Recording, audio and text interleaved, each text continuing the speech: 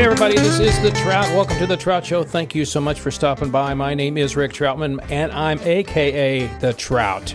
My job here is to provide you insight to the music industry, including famous artists, independent artists, and those that work within the industry that make a difference. And this is part 2 of my interview with Connor Korte, who is the guitar tech for Buddy Guy and also Kingfish. So you watch the first one or listen to the first one, this would be a great time to follow up with this episode. Connor goes into much more detail. If you're a guitar geek or want to know what all these great artists use, Connor talks about the rig that Buddy uses all the way from his amps to strings, his pedals, everything. And he goes into all the detail about that. He also talks about working with new blues artists on his record label, producing new blues artists, and what he's got coming up in the future. So sit back, grab yourself an adult beverage, and enjoy this episode, part 2, Connor Korte, guitar tech for Buddy Guy and Kingfish, and very much more. That is next on The Trout Show.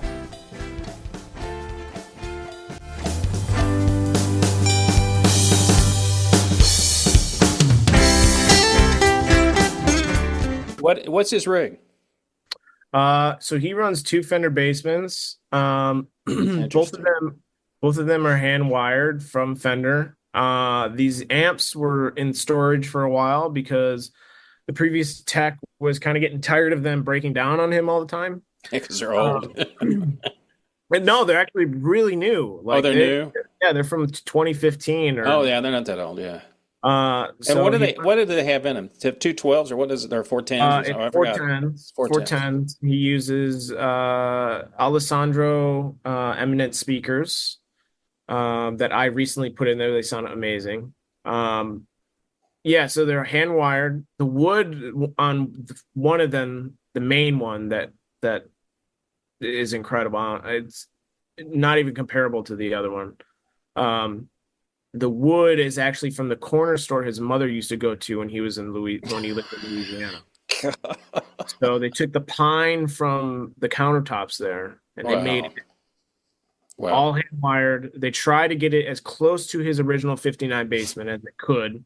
Of course, you can't really do that because the capacitors and the resistors and they don't make all those things, even the wiring harness inside of there, it's just not the same. Yeah. So they got it as close as they could. And they sat in storage because they kept breaking or, busting, and they're hand wired. I mean, usually all the other 59 Bassman LTDs are just circuit boards. They put them in there circuit boards. Mass produced. Yeah. So, I got them out of storage, and I was like, I got to get these set up. I know that these sound good. I heard them in January. I heard one of them, really, the main one, the real pine one. And yeah, I was like, what's going on with these things? I really dove into amps, like really learned, started bringing back my old, trying to open up the old textbooks of my past days of being a guitar tech and all that stuff in the music store. I took that amp apart. Me and Sage took that amp apart, changed the bias capacitor in it. You have to bias amps. You got to make sure that they're biased correctly. Die out. Of course, they were biased way too hot. So I'm not saying Chris didn't know what he was doing, but from what I've heard, amps weren't his specifics. So he just got tired of fixing them. So I got the amp all fixed up. Amp's great. Got the other one out. Had to fix same issue, same thing. Got him up and running. Buddy was looking back, and he was like, and looked at me, and he was like, right then and there, I knew, like, that's what he's that's what he's been looking for. And being his tech, I was chasing a tone for a while, and getting back to, and I'll get back to his rig in just a second. But Yeah, that's all right. Go ahead. Chasing his tone. For me, it felt like decades, but he wanted a specific tone, and I'm the kind of guy with Buddy. I'm not afraid. I'll put a pedal out, on there. Yeah. Give him a different guitar, or change the tubes. Put a different tube in there, or just experimenting.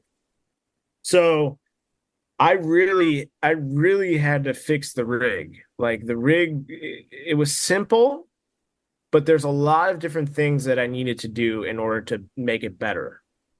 And a lot of that had to just be trial and error with Buddy. And I built his trust.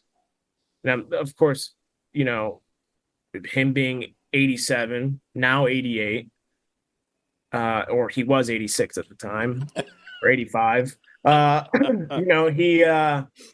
He's been around a while, and he's had techs who were great, and some that weren't, and some that had experience, and some that didn't. And he's been through a lot. Yeah, been through a lot. So he knows what he wants, and people might not know this, but he's picky.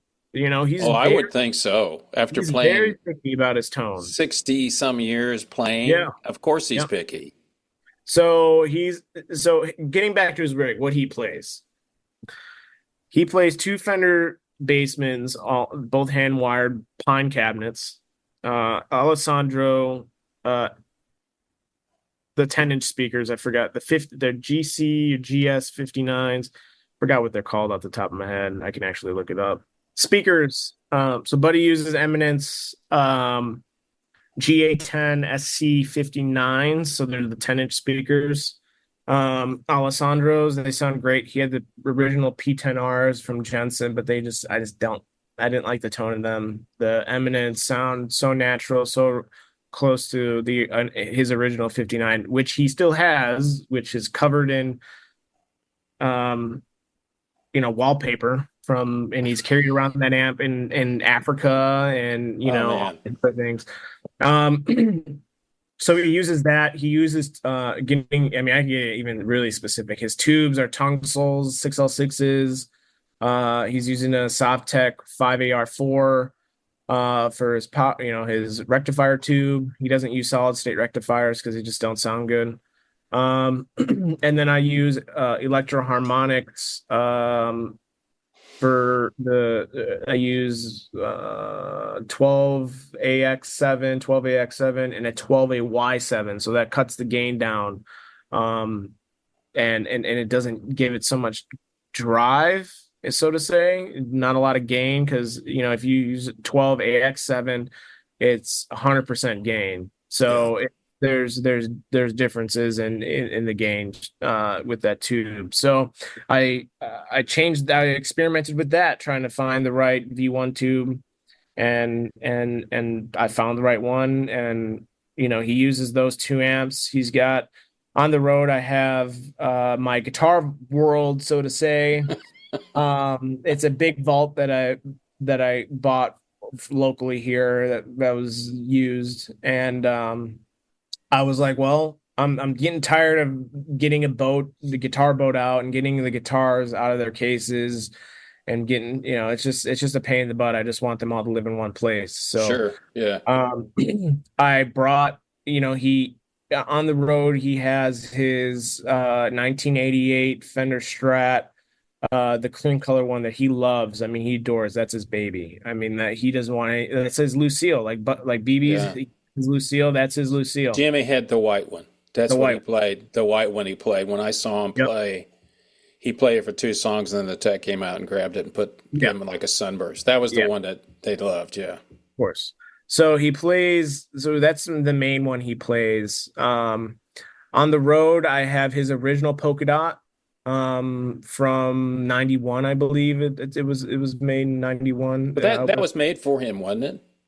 That was made for him, yeah. So he was the one that came up with the polka dot deal. Yeah. So his mother, he promised his mother that he'd get a polka dot Cadillac, and she was very sick. I'm not laughing at that. I just think it's funny what people end up doing.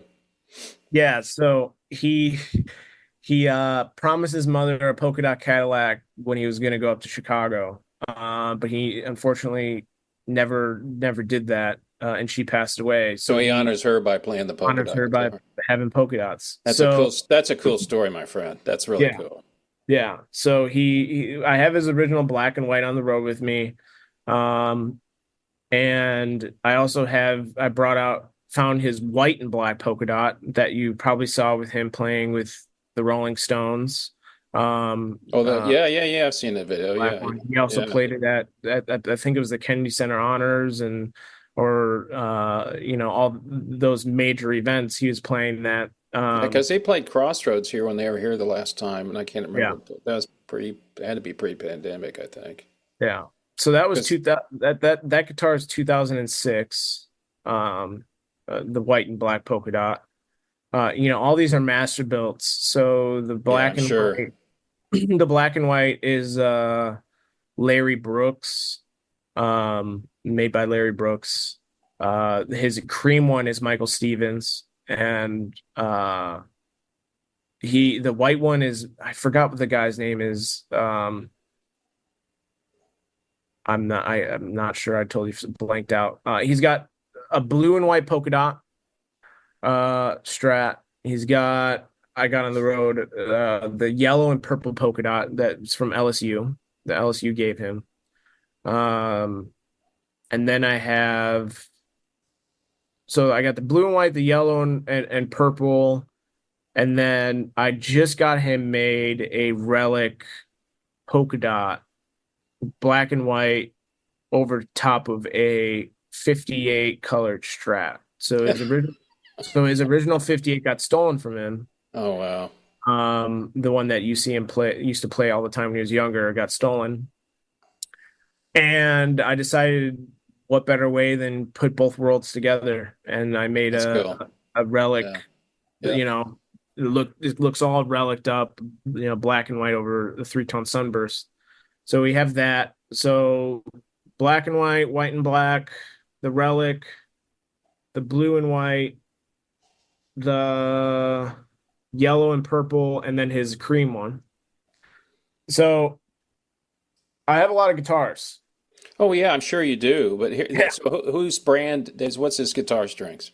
So, well, he uses Fender guitars, all master built. I want to also say this: Paul Waller made the blue and white, the purple and or yellow and purple, and the relic. Strings, he uses 10 through 46 Ernie balls. Okay. I've been getting into the Paradigm series of Ernie Ball. So I use those, and one I learned from, I don't know if you've heard of Renee Martinez. Sounds familiar to me, yeah. Renee Martinez was Stevie Ray Vaughan's guitar tech. Ah, okay. He was also John Mayer's guitar tech and a whole bunch of other musicians. As when I started the gig with Buddy, I was having trouble, either tuning because Buddy bends the string so hard, or yes, he does, or breaking a string. And he taught me the wire insulation trick of putting wire insulation at the bottom where the string meets the bridge in the saddle, so that the friction of the string doesn't rub up against the bridge, so that it doesn't snap or break. And of course, making sure you have your burr free on the saddles and make sure they're clean, and lubricating all the nut slot and the saddles and even the string tree. And then he's got open slot tuners on his guitars. So the vintage open slot tuners, a lot of people put the string in the hole. I don't put the string in the hole. I wrap it around and lock it in there. And what that does is that creates a tighter grip against the string. Yeah. And the guitar pretty much stays in tune unless Buddy touches it. Tunes it to the way that most of the time he hears something on the D string and it's tuning it, but the guitar's in tune when he gives it back to me. Like maybe the high E will go a little out of tune, but most of the entire show is pretty much in tune. Even when he beats with the drumstick, I mean, that guitar stays in tune. So Ernie balls, and I got to stretch the crap out of those strings. I mean, I was going to ask you, what do you have to do? I have calluses all on my fingers from stretching strings, because I will sit there and I will make sure I stretch those strings as much as possible. Yeah. Here's a funny story. Side note: first show I did with Buddy, I restrung the guitar. I thought I stretched the strings enough, and I restrung it with the string inside the hole and just wound it normally. Buddy played the first song. Second song, when he went to Hoochie Coochie Man, guitar was completely out of tune. Ooh. And it's funny. He told me after, of course he got it into tune, and it's not one string; it was all the strings. And I thought I stretched it. Yeah. And he told me, don't let that happen again. And it hasn't happened since. He doesn't mind breaking his strings sometimes. It happens. Knock on wood. He hasn't broken a string in probably a year and a half. With the way that I do it, I don't know. It just works. He just doesn't break it. But he has what does he use on the floor? I know he uses a wah-wah every once in a while. Yeah, so when he does this, I knew Jimmy, and he talks about Jimmy and all that stuff. Yeah, so he has his wah. It's a Dunlop, Buddy Guy signature model. Of course, he has his own signature model. I've gone through polka dot, the polka dot manufacturer ones that are out there. Yep. I've used. Buddy gave me his personal wah that he has. That he had. It's like one of the first ones that they gave to him. He uses a gold Buddy Guy wah. The engager switch is actually out for deep, more of a deeper tone. And then is it on all the time, or does he still? No, he still has to put. It's just like normally. Okay. Yeah. So that's been interesting lately. Trying to get it in the right position, because he's having some issues with his back or I'm sure. So he uses, here's how the gain structure works with the guitars and the amps. Wireless 84Q system. So 4 channels of wireless. The first channel is a wireless microphone, and then the rest are guitars. So it comes out of that into a Morley ABCY box. Out of that into a secret weapon. It just gives them a little bit more grit, but it's a hand-wired powder tag, it's called. It's a PK808, so it's kind of like a TS808, but it's hand-wired. It's a guy out of Naperville who makes a Michael Collins, I think is his name. Not Michael C, it's Michael Collins. And so I use that. And that's a secret weapon. It kind of gets rid of the overtones of the lows and gives them a little bit more grit and sustain. Of course, those amps are running on 12, everything besides the bass, on the bright channel. Yeah. And he's using them incredibly hot. I mean, those things are blasting. What's funny about him to me is the fact that we were talking about, you just mentioned B. King earlier. He was more of of course, he played the 335, but he was more of a mellow player.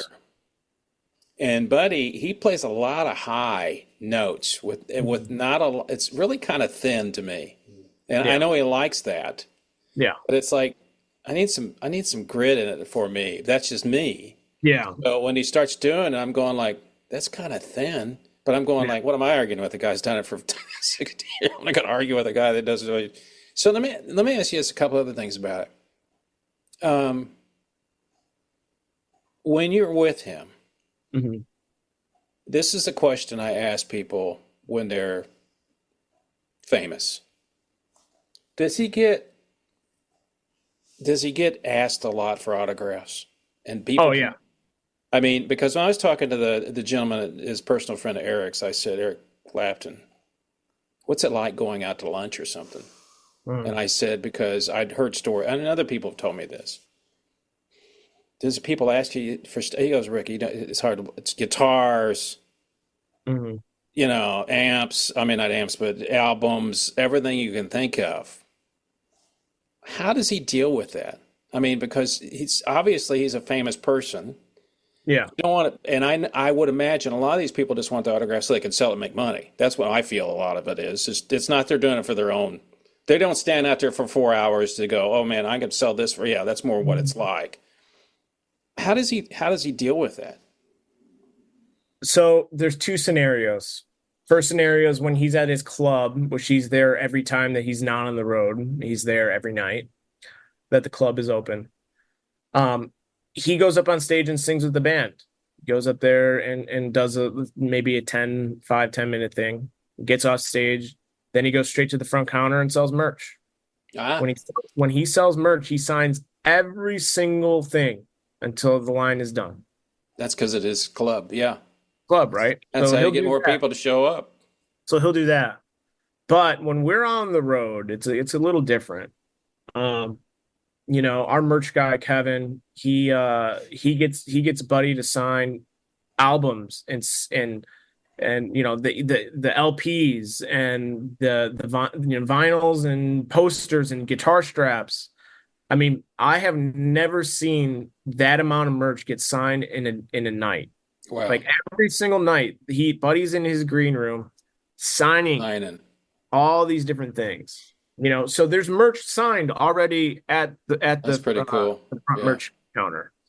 But as far as people coming up to him, like when we're on the road, for instance, we just had gotten back from North Carolina. That was the last show. Right. So we got into Chicago O'Hare. We're downstairs of the luggage thing, and there's these two young kids. I mean, maybe 30s, like mid 30s, late 20s. They came up and they had like professional pictures of Buddy, like the old pictures that like a record label would have of like 8x10 glasses we used to call it. Yeah. So they had those, and they're my age, and Buddy's sitting there. They run straight up to him, and of course, being protective as most of us are, myself and Greg, who's on the road, went straight to Buddy's side and was like, "Are you okay? Like, do you want to sign these?" Yeah. And Buddy looks at them. He's like, usually I try not to sign these things because they end up on eBay. Yep. And he goes into the story about how Eric Clapton, doesn't like signing things because they end up on eBay. Yeah, that's exactly right. So, it really depends on his mood, but most of the time he'll sign things. It's the strangest thing when we're in airports. I don't know how people find us. In Brazil, I mean, we're usually like the first ones out, and we're usually the first ones in the airport. I don't know how these people found us, but there was like 5 people, maybe 6, 7, waiting near the TSA like entrance to have them sign something. How they found our flight, I don't know. Maybe they were waiting there all night. I don't know. But usually he's giving to people, and he will sign for them. But if it's the wrong time, and it's all a mood thing. It's all a mood thing. He'll just say, most of the time he'll look at me or he'll look at Max and we'll say, just kind of look. Yeah, looking at us for, should I do this? Should I not? And usually if he gives us a look, we'll say, not right now. Like if he's coming off stage and there's somebody else, he ain't gonna do it. I always wonder, I think the hardest thing would be to a certain degree, you love it and hate it at the same time. Because they're there. They made you, so to speak. Yeah. I think it used to be that Steve Martin carried around a business card. When people asked him his autograph, he just pulled out the business card and it just said Steve Martin on it. Smart. Which was kind of like, people are like, oh man, I got his art. Well, what is it? It's his business card. Well, how do I know that it's Steve Martin? Exactly. Someone could have just given you a business card and then Steve Martin on it. I know what it is. So what's the next? I mean, obviously you're going to work with him until he decides to hang it up. What's the big goal for you? Well, I've got a lot of projects, of course, like I usually do. Well, the thing that you talked about on the blues thing, man, I thought about that, but I thought about it more of looking at a documentary about blues, but from a perspective of people don't understand it. They Yeah. hear about the history about it, all that stuff, but where it all got started, it's really Americana. It's not, it didn't come from anywhere else. People have talked, well, it came from slaves. What, it doesn't matter. It's American. Yep. So I admire you for doing that. Love, that's a lot of work. I understand that. Yeah. So, Anyway, you know, where do I end up going from after Buddy?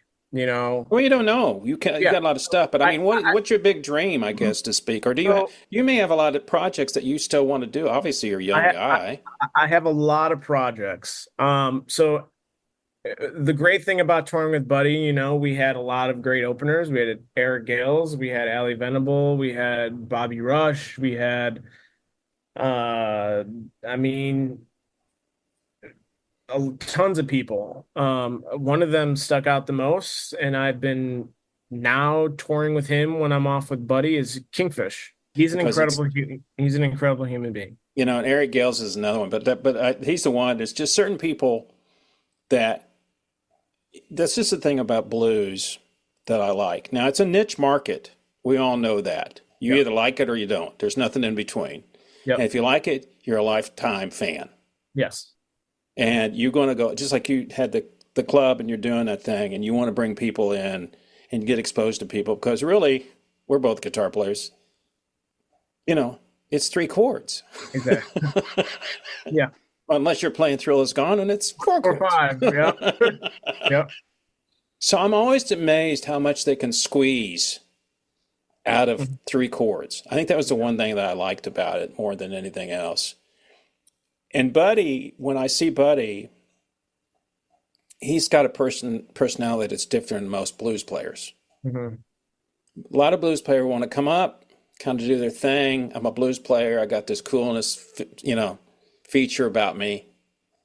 And he has that personality that he talks to the crowd and all that stuff that really kind of I enjoy a lot. Yeah. Tells the stories. You start back up this week on tour? Tomorrow, yeah. Well, tomorrow we're actually leaving in the morning. So and how many dates you got in line? I was going to look at his site, but I forgot. We have 11 shows left this year. But in the in the round in the intermediate of these of Buddy's shows and the rest of the year, I am going to be going out with Kingfish as his guitar tech, and I've been filling in my calendar, and Kingfish has never had a guitar tech, and being on the road with Buddy and having him open up Sure. for Buddy, I was like, let me set up your guitar, man. Like, him and I started creating a relationship. Yeah. I just started creating relationships with people. And having Kingfish on the road with us and opening up tons of dates. I was setting up his guitars. I was helping him with his amps. His amps blew up. I literally put new tubes, biased it, did all that stuff. Yeah. And he's like, man, I really need somebody like you. And at that point, he wasn't ready for a guitar tech. Sure. Now he is, and now he's really climbing. And I know his manager, and he's like, man. And I throughout the thought of, when I'm not with Buddy, dude, I would love to be out on the road with you guys. I don't care how much it pays. Money is no issue with me. Yeah. I just want to be on the road with you because this is something I always wanted to do. Yeah. And of course I'm doing it. So it's just a constant thing for me to say, I don't care about the money. I'll just come out and do it. Yeah. So I've been going out on the road with Kingfish, and I've been doing that for about a year now. And, when I'm out with Buddy, I have somebody filling in for me. His name's Phil, actually. So I have Phil filling in for me. Phil is filling in for you. Yes. So Phil is doing that while I'm on the road with Buddy. And when the gaps are even, I can go out with Kingfish. But yeah, I've been going out with him for about a year, and he's an incredible human being. He's got his own style of playing. He's the most humble person I've ever met in my entire life, besides Carlos Santana. Carlos Santana is an incredible human being too, as well. And yeah, I mean, Kingfish that's my next step, but I'm also, when I'm not on the road with when both of them are off the road and I'm off the road, I had my own booking agency for blues musicians, and I turned it into a more so record label. So now I'm producing records for young blues musicians, and getting them in the studio to create music. And I'm not just gonna work with some random person who emails me. It has to be somebody I create a relationship with, because when you're producing somebody's album, you have to have a relationship with them. It's all about trust. And so I'm producing. I already produced a guy named Nick Alexander, his album. It's called Little Hoochie, and he's the son of Lindsay Alexander, my blues father. And I'm also doing Joe Doyle's, a young gentleman, Joe Doyle. I actually just got back from the studio this morning at like 4:00. So when I'm off, I'm in the studio, and I'm also working alongside Phil, because I've met Phil way back when I was recording at the studio at a young age. Yeah. And I'm working with Sage, or the monitor production manager for Buddy. So we're actually working on Marty Salmon's recent album. Marty Salmon was Buddy Guy's piano player who passed away, unfortunately, who is a dear close friend of ours. And we're working on his last album that he did before he passed away that never got finished. So we're finishing it for him, and we're taking that album and some other work, and we already have gone there, but we're mixing at Abbey Road Studios in London. 3 days ago, I didn't know who you were. Whenever it was, I got in touch with you. The only reason I know you is because you liked a picture on Instagram that I put up of Buddy Guy. And I just put that up because I don't know Buddy Guy. I just thought, what can you say? I mean, What are you going to, he's 88 years old. He's still doing his thing. That's the way the world works. Yep. And I looked you up and I went, I got to talk to the guitar tech, this guy, just because I want to know what you do, not just because of Buddy. But what an interesting story. What an interesting story you have. Yeah. Really do. And I really need to write a book. To me, it's more about the stories. Yeah. Because just like your overnight success. Yeah. We'll see about that. I don't know about No, but I'm just saying, dude. Yeah. How many years did it take you to get to Buddy Guy? Oh. A long time. Yeah, a very long time. And that was a lot of time and effort you put in with your life to go where you want to go, and I admire that. I appreciate that. Thank you very much.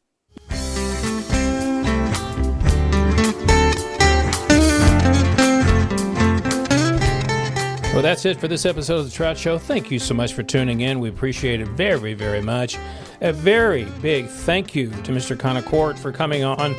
Man, that guy's got more knowledge than I'll ever have when it comes to guitars and amplifiers and all that. Anyway, if you want to know more about Connor, and his info is found on connorkorte.com, ConnorKorte.com.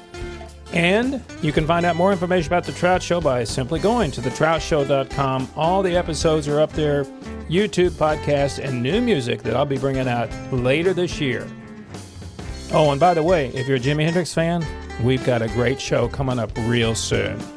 So until next time, people, you know what I always say. It's only rock and roll, but I love it. See ya.